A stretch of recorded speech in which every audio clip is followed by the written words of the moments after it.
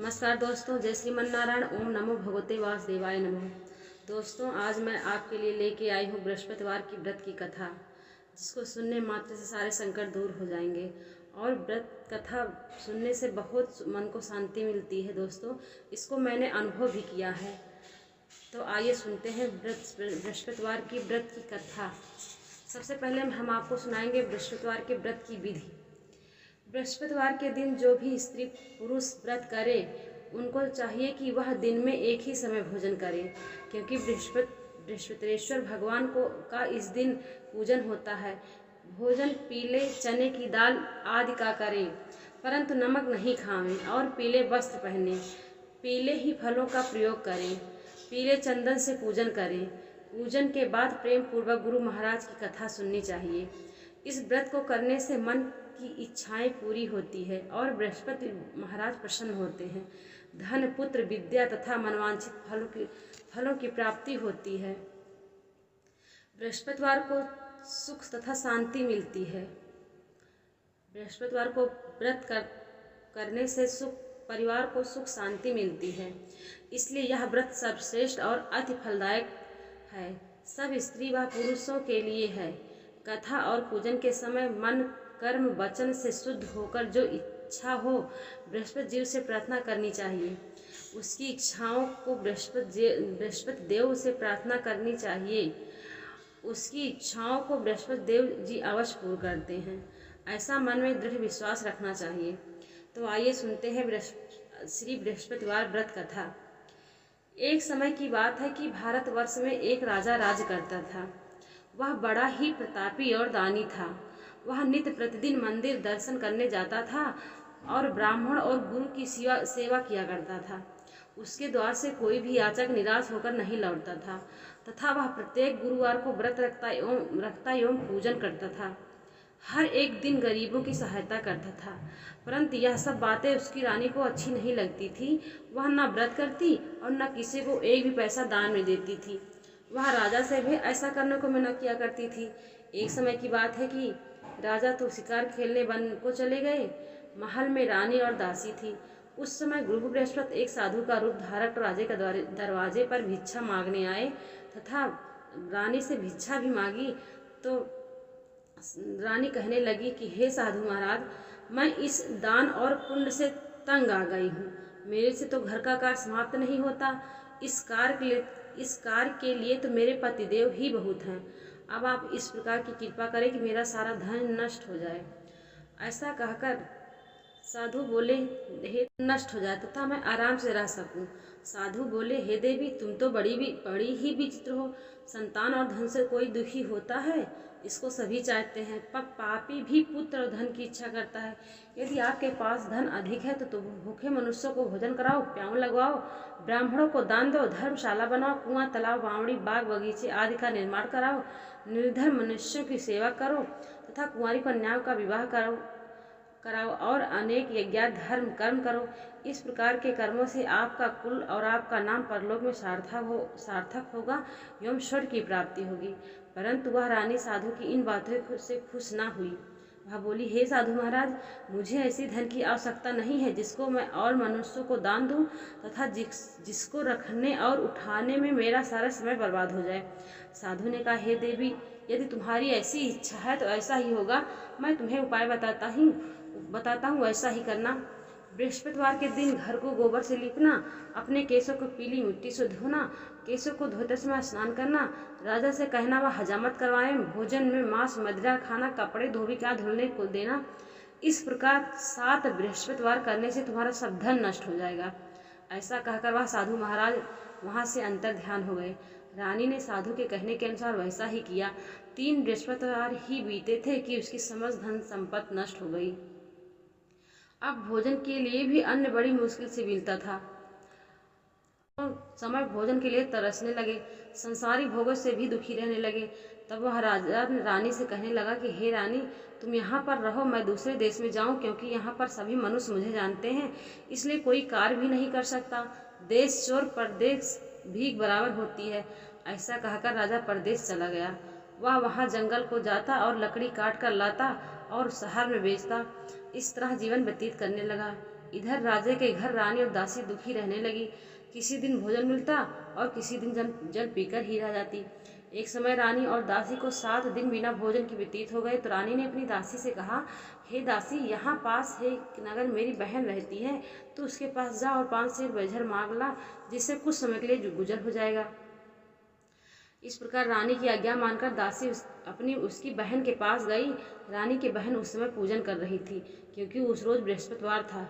जब दासी ने रानी की बहन को देखा और उससे बोली, हे रानी बहन, मुझे तुम्हारी बहन ने भेजा है, मेरे लिए 5 सेर बेझर दे दो। इस प्रकार दासी ने अनेक बार कहा, परंतु रानी ने कुछ उत्तर नहीं दिया, क्योंकि वह बृहस्पतिवार की व्रत कथा सुन रही थी। इस प्रकार जब दासी को किसी प्रकार का उत्तर नहीं मिला तो वह बहुत दुखी हुई एवं क्रोध भी आया और लौटकर अपने गांव आ रानी के पास आकर बोली, हे रानी, तुम्हारी बहन तो छोटे मनुष्य से बात भी नहीं करती। मैंने उससे कहा तो उसने कोई उत्तर नहीं दिया, मैं वापस चली आई। रानी बोली, हे दासी, इसमें उसका कोई दोष नहीं है। जब बुरे दिन आते हैं तब कोई सहारा नहीं देता। अच्छे बुरे का पता विपत में ही लगता है। जो ईश्वर की इच्छा होगी वही होगा। यह सब हमारे भाग्य का दोष है। उधर उस रानी ने देखा कि मेरी बहन की दासी आई थी, परंतु मैं उससे नहीं बोली, इससे वह बहुत दुखी हुई होगी। यह सोच कथा को सुन और विष्णु भगवान को प्रणाम कर पूजन समाप्त कर वह रानी के बहन के घर चल दी और जाकर अपनी बहन से कहने लगी कि हे बहन, मैं बृहस्पतिवार का व्रत कर रही थी, तुम्हारी दासी हमारे घर गई थी, परंतु जब तक कथा होती है तब तक हम लोग ना उठते हैं ना बोलते हैं, इसलिए मैं ना बोली। कहो दासी क्यों गई थी? रानी बोली, बहन, हमारे घर अनाज नहीं था। वैसे तुमसे कोई बात छिपी नहीं है, इस कारण मैंने दासी को तुम्हारे पास 5 सेर बेझर लेने के लिए भेजा था। रानी बोली, बहन देखो, बृहस्पति भगवान सबकी मनोकामना पूर्ण करते हैं। देखो शायद तुम्हारे घर में अनाज रखा हो। सरकार का वचन जब रानी ने सुना तो घर के अंदर गई और वहाँ पर उसे एक घड़ा बेझर भरा मिल गया। तब तो वह रानी और दासी को बहुत ही खुशी हुई और दासी कहने लगी कि हे रानी, देखो, ऐसे हमको जब अन्न नहीं मिलता तो हम रोज ही व्रत करते हैं। अगर इनसे व्रत की विधि और कथा पूछ ली जाए तो उसे हम भी किया करेंगे। तब उस रानी ने अपनी बहन से पूछा कि हे बहन, बृहस्पतिवार की व्रत कथा कैसे तथा वह व्रत कैसे करना चाहिए? रानी की बहन ने कहा, गुरुवार के व्रत में चने की दाल और मुनक्का से विष्णु भगवान के केले की जड़ में पूजन करें तथा दीपक जलावें, पीला भोजन करें। इस प्रकार करने से गुरु भगवान प्रसन्न होते हैं, अन्न पुत्र धन देते हैं, मनोकामना पूर्ण करते हैं। इस प्रकार रानी और दासी दोनों ने निश्चय किया कि 7 रोज बाद बृहस्पति भगवान का पूजन जरूर करेंगे। 7 रोज बाद जब बृहस्पतिवार आया तो उन्होंने व्रत रखा। घुड़साल में जाकर चना और गुड़ बीन लाई तथा उसकी दाल से केले की जड़ तथा विष्णु भगवान के पूजन किया। अब भोजन पीला कहाँ से आया? बेचारी बड़ी दुखी हुई, परंतु उन्होंने व्रत किया, इस कारण गुरु भगवान प्रसन्न थे। 2 थालों में सुंदर पीला भोजन लेकर आए और दासी को देकर बोले, यह भोजन तुम्हारी और रानी के लिए, तुम दोनों करना। दासी भोजन पाकर बड़ी प्रसन्न हुई और रानी से बोली, रानी जी भोजन कर लो। रानी को इस विषय में कुछ पता नहीं था, इसलिए वह दासी से बोली, तू ही भोजन कर, क्यों हमारी व्यर्थ में हंसी उड़ाती है? दासी बोली, एक महात्मा भोजन दे गया है। रानी कहने लगी, वह भोजन तेरे लिए ही दे गया है, तू ही भोजन कर। दासी ने कहा, वह महात्मा हम दोनों के लिए 2 थाले में भोजन दे गया है, इसलिए हम और तुम दोनों ही साथ साथ भोजन करेंगी। इस प्रकार रानी और दासी दोनों ने गुरु भगवान का नमस्कार कर भोजन प्रारंभ किया तथा अब प्रत्येक बृहस्पतिवार का व्रत और विष्णु भगवान का पूजन करने लगी। बृहस्पति भगवान की कृपा से फिर रानी के और दासी के पास धन हो गया।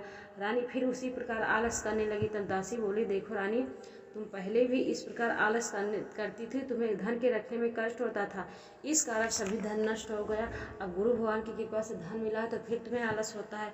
बड़ी मुसीबतों के बाद हमने यह धन पाया है, इसलिए हमें दान पुण्य करना चाहिए। तुम भूखे मनुष्य को भोजन कराओ, प्याऊ लगवाओ, ब्राह्मणों को दान दो, कुआं, तालाब, बावड़ी आदि का निर्माण करो, मंदिर पाठशाला बनाकर दान दो, कुंवारे कन्याओं का विवाह करो, जिससे तुम्हारे कुल का यश बढ़े तथा स्वर्ग प्राप्त हो और पितर प्रसन्न होंगे। तब रानी ने इसी प्रकार के कर्म करने प्रारंभ किए तो उनका काफी यश फैलने लगा। एक दिन रानी और दासी विचार करने लगी कि ना जाने राजा किस प्रकार से होंगे, उनकी कोई खबर नहीं है।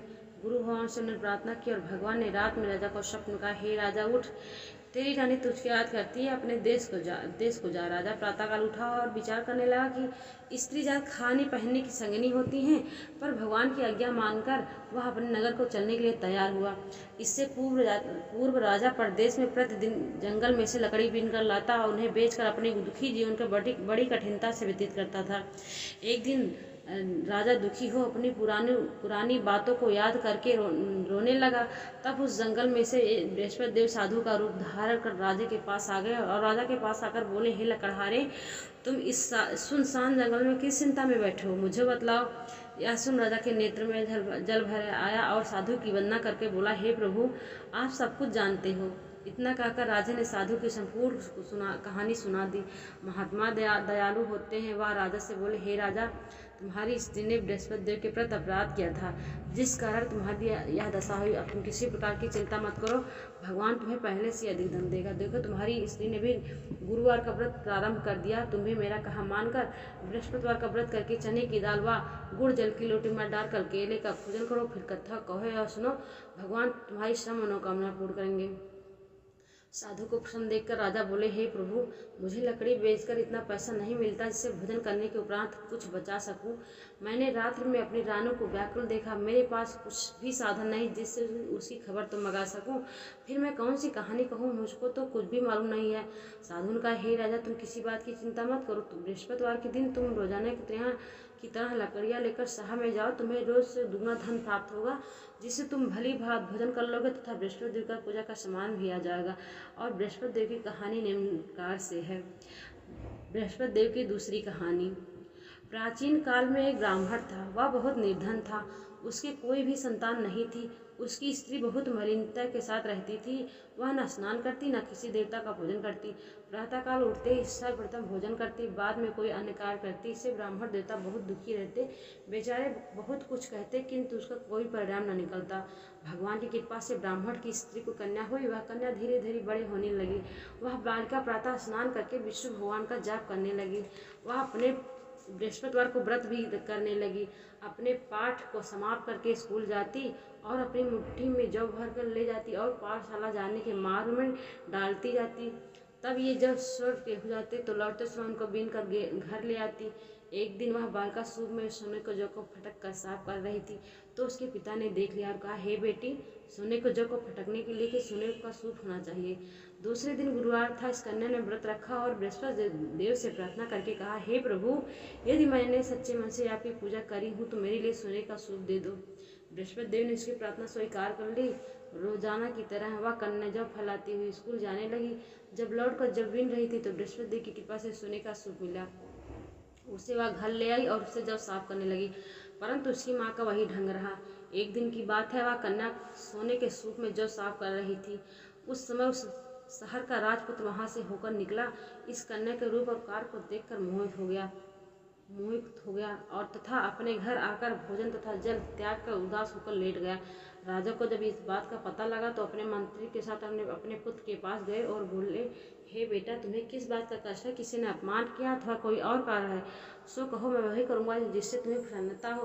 राजकुमार ने अपने पिता की बातें सुने तो वह बोला, मुझे आपकी कृपा से किसी बात का दुख नहीं है। किसी ने मेरा अपमान भी नहीं किया है, परंतु मैं उस लड़के के साथ विवाह करना चाहती हूँ जो सोने के सूप में जो साफ कर रही थी। यह सुन राजा आश्चर्य में पड़ा और बोला, हे बेटा, इस तरह की कन्या का पता तुम ही लगाओ, मैं उसके साथ तेरा विवाह अवश्य करवा दूंगा। राजकुमार ने उस लड़की के घर का पता बतलाया। तब मंत्री उस लड़की के घर गए और ब्राह्मण देवता को सभी हाल बतलाया। ब्राह्मण देवता राजकुमार के साथ अपनी कन्या का विवाह करने के लिए तैयार हो गया तथा विधि विधान के अनुसार कन्या का विवाह राजकुमार के साथ हो गया। कन्या के घर से जाते ही उस ब्राह्मण के घर में गरीबी का निवास हो गया। अब भोजन के लिए भी अन्न बड़ी मुश्किल से मिलता था। एक दिन दुखी होकर ब्राह्मण देवता अपनी पुत्री के पास गए। बेटी ने पिता की दुखी अवस्था को देखा और अपनी माँ का हाल पूछा। कन्या ने बहुत सा धन देकर अपने पिता को विदा किया। तत्पश्चात ब्राह्मण का कुछ समय सुखपूर्वक व्यतीत हुआ, लेकिन कुछ दिन बाद फिर वही हाल हो गया। ब्राह्मण फिर अपनी कन्या के यहाँ गया और सभी हाल कहा तो पुत्री बोली, हे पिताजी, आप माता जी को यहाँ लिवा लाओ, मैं उन्हें वह विधि बता दूंगी, इससे गरीबी दूर हो जाए। ब्राह्मण देवता अपनी स्त्री को साथ लेकर अपनी पुत्री के पास पहुंचे तो पुत्री अपनी माँ को समझाने लगी, हे माँ, तुम प्रातःकाल उठकर प्रथम स्नान करके विष्णु भगवान का पूजन करो तो सब दरिद्रता दूर हो जाएगी। परंतु उसकी माँ ने उसकी एक बात नहीं मानी। वह प्रातःकाल उठकर अपनी पुत्री व बच्चों को जूठन को खा दिया। एक दिन उसकी पुत्री को बहुत गुस्सा आया। उसने एक रात एक कोठरी सारा सामान निकाल दिया और उसमें बंद कर दिया। प्रातःकाल उसमें से निकाला तथा स्नानात करा के पूजा पाठ करवा तो उसकी माँ की बुद्धि ठीक होगी और प्रत्येक बृहस्पतिवार को व्रत रखने लगी। इस व्रत के प्रभाव से उसकी माँ भी बहुत धनवान हो गई तथा पुत्रवती हो गई और बृहस्पति जी के प्रभाव से स्वर्ग को प्राप्त हुई तथा वह ब्राह्मण भी सुख पूर्वक इस लोक के सुख को भोग कर स्वर्ग को प्राप्त हुए। इस तरह से कहानी कहकर साधु देवता वहाँ से लोप हो गए। धीरे धीरे समय व्यतीत होने पर फिर बृहस्पतिवार का दिन आया। राजा जंगल से लकड़ी काटकर किसी शहर में बेचने गया। उसे उस दिन से अधिक पैसा मिला। राजा ने चना गुड़ आदि लाकर गुरुवार का व्रत किया। उस दिन से उसके सभी क्लेश दूर हुए। परंतु जो दोबारा गुरुवार का दिन आया तो बृहस्पतिवार का व्रत करना भूल गया। इस कारण बृहस्पति भगवान नाराज हो गए।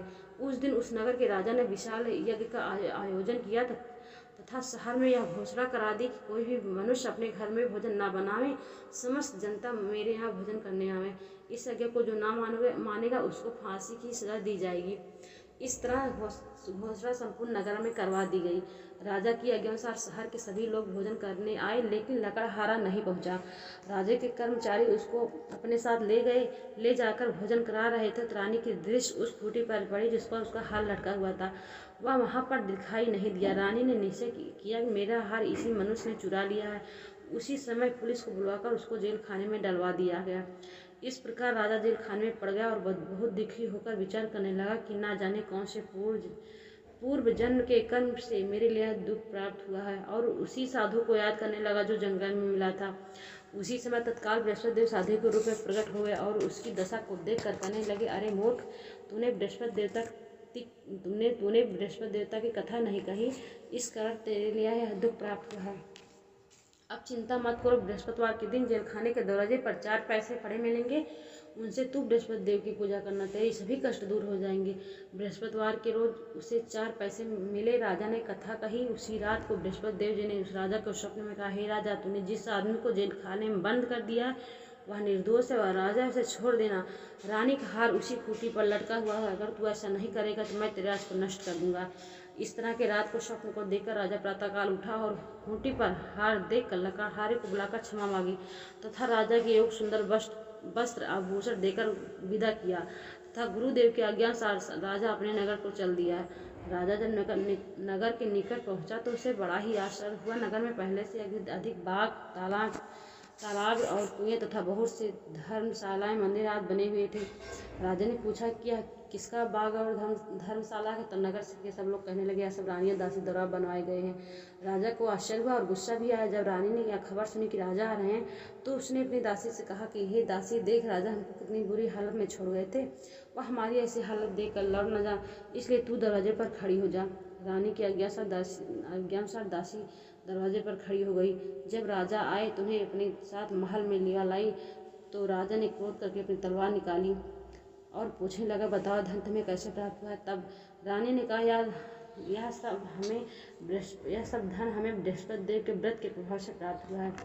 तब राजा ने निश्चय किया कि 7 रोज बाद तो सभी बृहस्पति देव का पूजन करते हैं, परंतु मैं रोजाना दिन में 3 बार कथा कहा करूँगा तथा रोज व्रत किया करूँगा। अब हर समय राजे के दुपट्टे में चने की दाल बधी रहती तथा दिन में 3 बार कथा कहता। एक रोज राजा ने विचार किया, चलो अपने बहन के यहाँ आवें। इस तरह निश्चय कर राजा घोड़े पर सवार हो अपनी बहन के यहाँ चलने लगा। मार्ग में उसने देखा कि कुछ आदमी मुर्दे के लिए जा रहे हैं, तो उन्हें रोक कर राजा कहने लगा, अरे भाइयों, मेरी बृहस्पतिवार की कहानी सुन लो। वे बोलो, लोग, हमारा तो आदमी मर गया है, इसको अपनी कथा की पड़ी है। परंतु कुछ आदमी भी बोलो, अच्छा कहो, हम तुम्हारी कथा भी सुनेंगे। राजा ने दाल निकाली और कथा कहनी शुरू कर दी। जब कथा आधे हुए तो मुर्दा हिलने लगा और जब कथा समाप्त हुई तो राम राम करते मनुष्य खड़ा हो गया। आगे मार्ग में से किसान खेत में हल चलाता मिला। राजा ने उसे देखा और उससे बोला, अरे भैया, तुम मेरी बृहस्पतिवार की कथा सुन लो। किसान बोला, जब तक मैं तेरी कथा सुनूंगा तब तक 4 हरा जोत लूंगा, जा अपनी कथा किसी और को सुनाना। इस तरह राजा आगे चलने लगा। राजा के हटते ही बैल पछाड़ खाकर गिर गए तथा किसान के पेट में बहुत जोर से दर्द होने लगा। उस समय उसकी माँ रोटी लेकर आई। उसने जब यह देखा तो पुत्र से सब हाल पूछा। बेटे ने सभी हाल कह दिया। तो बुढ़िया दौड़ी दौड़ी उस घुड़सवार के पास गई और उससे बोली, मैं तेरी कथा सुनूंगी, तू अपनी कथा मेरे खेत पर ही चलकर कहना। तो राजा ने बुढ़िया के खेत पर जाकर कथा कही, जिसके सुनते ही बैल खड़े हो गए तथा किसान के पेट का दर्द भी बंद हो गया। राजा अपनी बहन के घर पहुंच गया। बहन ने भाई की खूब मेहमानी की। दूसरे रोज प्रातःकाल राजा जागा तो वह देखने लगा कि सब लोग भोजन कर रहे हैं। राजा ने अपने बहन से कहा कि ऐसा कोई मनुष्य है जिसने भोजन ना किया हो, मेरी बृहस्पतिवार की कथा सुन ले। बहन बोली, हे भैया, यह ऐसा देश है, पहले यहाँ के लोग भोजन करते हैं, बाद में अन्य काम करते हैं। अगर कोई पड़ोस में हो तो देख आऊं। ऐसा कहकर बहन देखने चलेगी, परंतु उसे कोई भी ऐसा व्यक्ति नहीं मिला जिसने भोजन न किया हो। अतः वह एक कुम्हार के घर गई जिसका लड़का बीमार था। उसे मालूम हुआ कि उसके यहाँ 3 दिन से किसी ने भोजन नहीं किया। रानी ने अपनी भाई की कथा सुनने के लिए कुम्हार से कहा। वह तैयार हो गया। राजा ने जाकर बृहस्पतिवार का व्रत कथा सुनाई, जिसको सुनकर उसका लड़का ठीक हो गया। अब तो राजा की प्रशंसा होने लगी। एक दिन राजा ने अपनी बहन से कहा कि हे बहन, हम अपने देश जाएंगे, तुम भी तैयार हो जाओ। राजा की बहन ने अपने सास से कहा। सास बोली, हाँ चली जा, परंतु लड़कों को मत ले जाना, क्योंकि तेरे भाई की कोई औलाद नहीं होती है। बहन ने भैया से कहा, हे भैया, मैं तो चलेंगे पर कोई बालक नहीं जाएगा। राजा ने कहा, जो कोई बालक नहीं जाएगा तो तुम जाकर ही क्या करोगी। बड़े दुखी मन से राजा अपने नगर को लौट आया। राजा ने अपनी रानी से कहा, हम वंशी राजा हैं, हमारा मुँह देखने का धर्म नहीं है और कुछ भोजन आज नहीं किया। रानी बोली, हे प्रभु, बृहस्पति देव ने हमें सब कुछ दिया, संतान भी अवश्य देंगे। उसी रात को बृहस्पति देव ने राजा से स्वप्न में कहा, हे राजा, उठ, सभी सोच त्याग दे, तेरी रानी गर्भ से है। राजा को यह बात सुनकर बड़ी खुशी हुई। 9वें महीने उसके गर्भ से एक सुंदर पुत्र पैदा हुआ। तब राजा बोला, हे रानी, स्त्री बिना भोजन के रह सकती है, किंतु बिना बात कहे नहीं रह सकती। जब मेरी बहन आए तो उनसे तुम कुछ कहना मत। रानी ने सुनकर हाँ कर दिया। जब राजा की बहन ने यह शुभ समाचार सुना तो वह बहुत खुश हुई तथा बधाई लेकर अपने भाई के यहाँ आई। तभी रानी ने कहा, घोड़ा चढ़कर नहीं, गधा चढ़ी आई। राजा की बहन बोली, भाभी, मैं इस प्रकार न कहती, तुम्हें औलाद कैसे मिलती। बृहस्पति देव ऐसी है जिसके मन में जो कामना रहती है सभी को पूर्ण करते हैं। जो सद्भावना पूर्वक बृहस्पतिवार का व्रत करता है एवं पढ़ता है अथवा कथा पढ़ता अथवा सुनता हो, दूसरों को सुनाता है, बृहस्पति देव उनकी सभी मनोकामना पूर्ण करते हैं। भगवान बृहस्पति देव उनकी सदैव रक्षा करते हैं। संसार में सद्भावना से भगवान का पूजन व्रत सच्चे हृदय से करते हैं तो उनकी सभी मनोकामनाएं पूर्ण करते हैं। जैसे सच्ची भावना से रानी और राजा ने उनकी कथा का गुणगान किया तो बृहस्पति जी ने उनकी सभी इच्छाएं देव जी ने पूर्ण की थी। इसलिए सब कथा सुनने के बाद प्रसाद लेकर जाना चाहिए। हृदय से उनका मनन करते हुए जयकारा बोलना चाहिए। बोलो बृहस्पति देव की जय, बोलो विष्णु भगवान की जय। ओम नमो भगवते वासुदेवाय, ओम नमो बृहस्पति देव।